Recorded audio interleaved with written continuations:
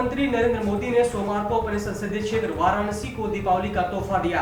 PM Modi ने video conferencing के जरिए 19 परियोजनाओं का लोकार्पण किया। 17 परियोजनाओं की आधारशिला भी रखी। इनकी कुल लागत 614 करोड़ रुपए है। पीएम मोदी ने कहा कि काशी में जो भी कुछ हो रहा है वो बाबा विश्वनाथ की कृपा से हो रहा है। इस दौरान पीएम मोदी ने यह भी कहा कि अब काशी स्वास्थ्य सुविधाओं का हब बन रहा है, घाटों की रौनक बढ़ गई है, गलियों की सूरत बदल गई है। राष्ट्रीय राजधानी दिल्ली में वायु गुणवत्ता लगातार गंभीर श्रेणी में बनी हुई है। शहर में सुबह 9 बजे वायु गुणवत्ता सूचकांक यानी कि AQI 469 दर्ज किया गया। रविवार को औसत वायु गुणवत्ता सूचकांक यानी कि AQI 416 दर्ज किया गया था। शनिवार को 427, शुक्रवार को 406 और बृहस्पतिवार को 450 दर्ज किया गया था, जो कि पिछले 15 नवंबर से अब तक का सबसे ज्यादा है, जब यह 458 दर्ज किया गया था। दिल्ली के पड़ोसी शहरों फरीदाबाद में 462, गाजियाबाद में 483, नोएडा में 476, ग्रेटर नोएडा में 482, गुरुग्राम में 475 दर्ज किया गया, जो कि गंभीर श्रेणी में आता है। प्रदूषण के साथ साथ दिल्ली में कोरोना वायरस भी रिकॉर्ड बना रहा है। रविवार को रिकॉर्ड 7,745 नए मामले दर्ज किए गए, वो भी सिर्फ 50,754 टेस्ट में, यानी दिल्ली में पॉजिटिविटी रेट 15.2% हो गया है। दिल्ली में पिछले 3 दिन के भीतर नए केसेस ने दूसरी बार 7,000 का आंकड़ा पार किया है। इस दौरान 77 मरीजों की मौत भी हो गई।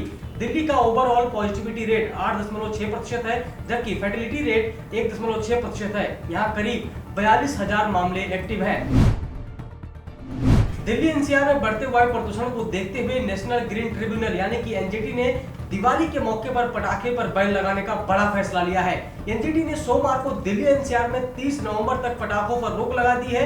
ट्रिब्यूनल ने अपने आदेश में कहा है कि बाकी राज्यों में जहां एयर क्वालिटी खराब या खतरनाक स्तर पर है, वहां भी पटाखे जलाने पर बैन होगा।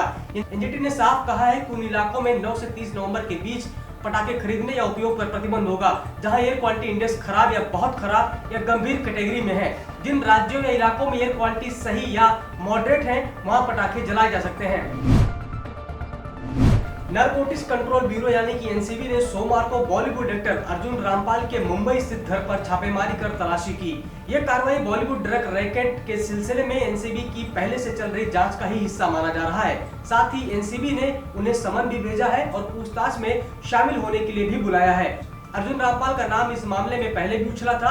इससे पहले बेंगलुरु पुलिस अभिनेता विवेक ओबराय के घर की तलाशी की थी। विवेक के साले आदित्य सेल्वा की तलाश में बेंगलुरु पुलिस मुंबई पहुंची थी। भारत में बीते दिन कोरोना वायरस से संक्रमण के 45,903 नए मामले सामने आए और 490 मरीजों की इसकी वजह से मौत हो गई। इसी के साथ देश में कुल संक्रमितों की संख्या 85,53,657 हो गई है।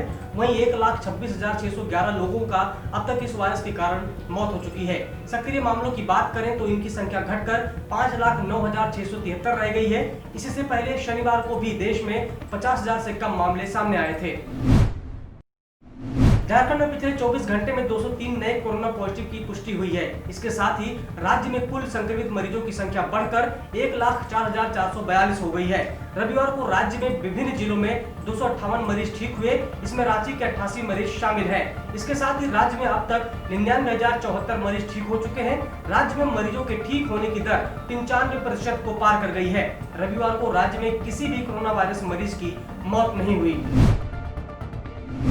झारखंड सरकार के मंत्री जगन्नाथ महतो पिछले 2 सप्ताह से अधिक समय से चेन्नई के MGM अस्पताल में भर्ती हैं। उनकी देखरेख और इलाज में जुटे देश के बड़े डॉक्टर अपार जिंदल ने बताया कि जगन्नाथ महतो का लंग्स ट्रांसप्लांट ही एकमात्र ऑप्शन बचा है। जितनी जल्दी हो सके लंग्स ट्रांसप्लांट हो जाए, यह उनके स्वास्थ्य और रिकवरी के लिए बेहतर होगा। उन्होंने बताया कि मंत्री जगन्नाथ महतो की कंडीशन पहले से बेहतर है, लेकिन किसी तरह की कॉम्प्लिकेशन न बढ़े, इसके लिए जल्द से जल्द लंग्स ट्रांसप्लांट हो सके अच्छा होगा। उन्होंने कहा कि जैसे ही डोनर मिल जाएगा, ये काम भी पूरा हो जाएगा। रांची के अरगोड़ा इलाके में चल रहे देह व्यापार का भंडाफोड़ करते हुए पुलिस ने 2 कॉल गर्ल्स सहित 7 लोगों को गिरफ्तार किया है। अरगोड़ा इलाके में एक अपार्टमेंट में स्थित फ्लैट में देह व्यापार की सूचना मिलने पर पुलिस ने छापेमारी की। जानकारी के अनुसार इस देह व्यापार का सरगना अनिल नाम का एक व्यक्ति था। अनिल को भी पुलिस ने मौके से ही गिरफ्तार कर लिया। जिन 2 युवतियों को पुलिस ने देह व्यापार चलाने के आरोप में गिरफ्तार किया है, उनमें से एक को अनिल अपनी पत्नी बताकर किराए पर फ्लैट ले रखा था और उसी की आड़ में देह व्यापार का धंधा चला रहा था। झारखंड के लगभग सभी जिलों में सर्दी के मौसम ने दस्तक दे दी है। न्यूनतम तापमान में 2 से 3 डिग्री की गिरावट देखने को मिली है। हालांकि राज्य में अभी तक पिछले कई दिनों से सबसे ठंडा जिला बोकारो और रांची बना हुआ है। रविवार को बोकारो का न्यूनतम तापमान 12.1 डिग्री सेल्सियस रिकॉर्ड किया गया, वहीं रांची का न्यूनतम तापमान 12.2 डिग्री और अधिकतम तापमान 26.9 डिग्री सेल्सियस रिकॉर्ड किया गया। सब्सक्राइब करें पर्यावरण पोस्ट।